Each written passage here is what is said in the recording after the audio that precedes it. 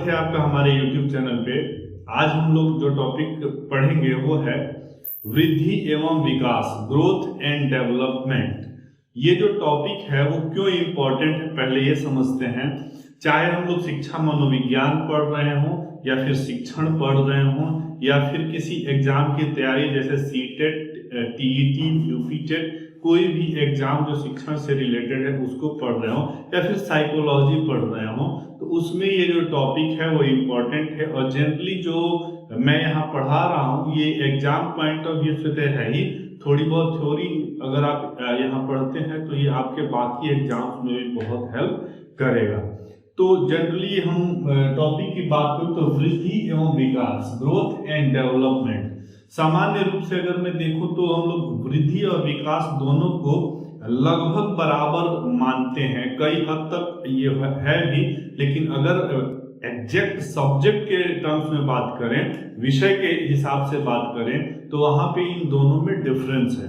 मैं यहाँ पे एक तरफ वृद्धि और दूसरी तरफ विकास लिख करके और समझा रहा हूं, तो इसमें डेफिनेशन तो क्लियर होगा ही होगा, दोनों के बीच में क्या डिफरेंस है ये भी क्लियर हो जाएगा।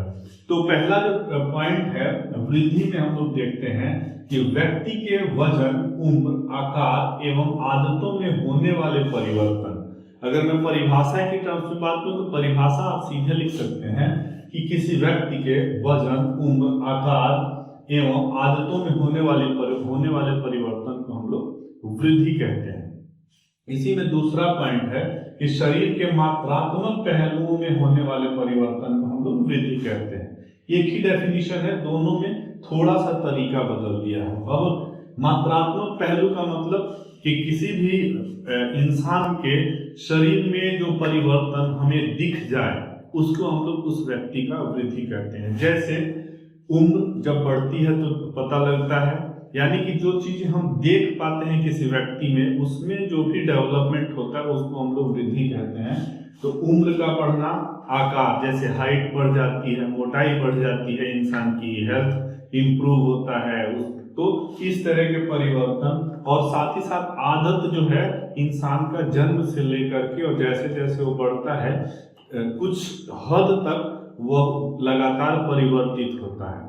तो आदतों में परिवर्तन को हम लोग वृद्धि कहते हैं। नटसेल में बात करें एक लाइन में, तो जिन चीजों को हम लोग देख पाते हैं कि व्यक्ति में क्या परिवर्तन है उसे वृद्धि कहते हैं।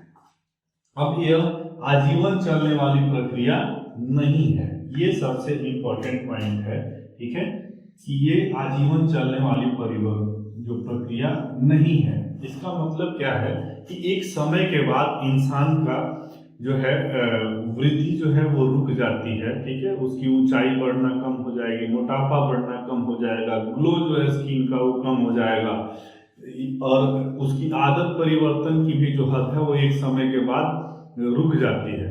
तो यानी कि वृद्धि जो है वो एक समय के बाद रुक जाने वाली प्रक्रिया है। और यह मात्रात्मक या परिमाणात्मक होता है। मात्रात्मक से मतलब कि इसको आप मेजर कर सकते हैं, ठीक है, लगातार अगर आप चाहें 1 साल, 2 साल, 3 साल, 4 साल के अंतराल पे चाहे तो इसको मेजर कर सकते हैं। तो इस तरीके से मात्रात्मक परिवर्तन है, यानी कि परिमाणात्मक परिवर्तन है, क्वांटिटेटिव है, ठीक है। अब बात कर लेते हैं विकास की। तो व्यक्ति को अपने पूरे जीवन काल में निर्भरता से आत्मनिर्भरता की ओर ले जाने वाले व्यवस्थित परिवर्तनों को विकास कहते हैं। जनरली हम लोग आजकल आत्मनिर्भरता बहुत ज्यादा सुन रहे हैं, तो ये उस तरह की आत्मनिर्भरता नहीं है। ये है कि व्यक्ति की किसी और पे निर्भरता से अलग। जैसे मान लीजिए एक बच्चा जब पैदा होता है तो अपने जीवन के विभिन्न क्रियाकलापों के लिए किसी और पर निर्भर रहता है। जैसे जैसे वो बढ़ता है वैसे वैसे उसकी जो निर्भरता किसी और पे है वो कम हो जाती है। शुरुआती दौर में बात करें तो माता जो है, माँ है, वो उसके माँ पे निर्भर रहता है।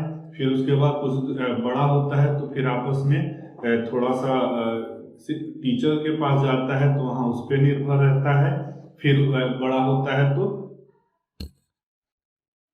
फिर उम्र कुछ और बढ़ती है, अगर कहीं नौकरी करता है तो वहां किसी और पे निर्भर रहता है। लेकिन इस ड्यूरेशन में जो वो निर्भरता है उसकी एक फेज से दूसरे फेज में जाते हुए ज्यादा वो अपने सेल्फ डिपेंडेंट होने की कोशिश करता है। वो क्वालिटी जैसे जैसे अंदर आती है व्यक्ति की, वो खुद पे निर्भर होने लगता है। तो ओवरऑल अगर मैं बात करूं तो निर्भरता, किसी और पे निर्भर होने से जब वो अपने पर निर्भर होने की तरफ बढ़ता है तो उसी को हम लोग इंसान का, व्यक्ति का या किसी स्टूडेंट का डेवलपमेंट कहते हैं। ये चीजें क्लियर है। अब अपने जीवन काल में व्यक्ति कई तरीके से विकसित होता है, ठीक है, जैसे शारीरिक विकास, मानसिक विकास, भावनात्मक विकास।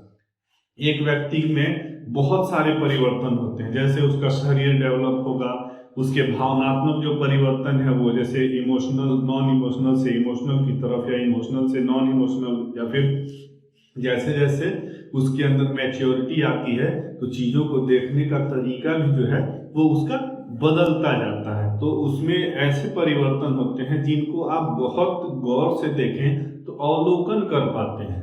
तो अगर मैं बात करूं कि वास्तव में विकास क्या है, तो ऐसी चीजें जिनको हम कुछ देर विजुअलाइज करने के बाद से और तब पता करें कि उसमें क्या परिवर्तन है, तो ऐसे गुणों को हम लोग व्यक्ति का विकास कह सकते हैं, ठीक है।